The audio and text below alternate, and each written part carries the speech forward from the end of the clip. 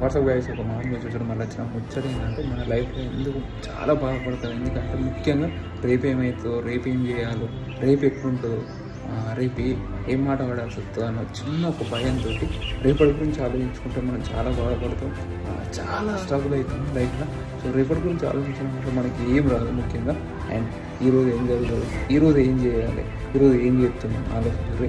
So రేపటి గురించి మర్చిపోరు, ఈ రోజు గురించి తొందర సక్సెస్ కావడానికి మంచిగా ఉంటుంది, తొందరగా సక్సెస్ అవుతాం. లైఫ్ అనేది చాలా సాఫీగా చాలా మంచిగా అవుతుంది అన్నట్టు. రేపటి గురించి ఆలోచించుకుంటూ అక్కడే ఉండిపోవడం కంటే ఈరోజు ఏం చేయాలని ఆలోచిస్తే చాలా బెటర్ ఉంటుంది.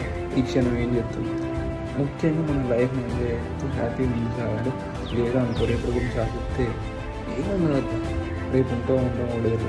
సో రేపటి గురించి మనకు అవసరం. ఈరోజు మనం ఎంజాయ్ చేస్తున్నాం, ఈరోజు ఎట్లున్నాం, ఈరోజు గురించి ఆలోచించుకుంటూ ఎంజాయ్ చేసుకున్నాం. చాలా బాగుంటుంది లైఫ్, చాలా మంచిగా అనిపిస్తుంది. నేను మీరే కామెంట్ తీసుకోండి.